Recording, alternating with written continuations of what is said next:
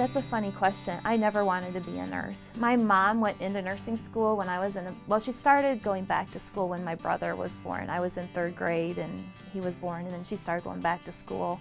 And being the oldest child, I ended up having to take care of my brother and sister like the whole time she was in school.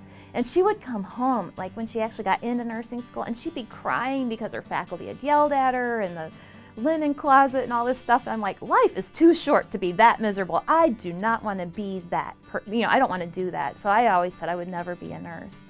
But I was interested in some type of health career.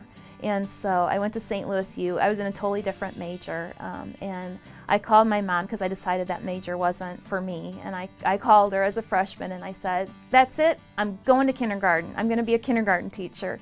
And she was like, why are you going to go to be a kindergarten teacher? Well, I had done some service work as a senior in high school in a Catholic kindergarten, and I just absolutely loved it. I loved teaching.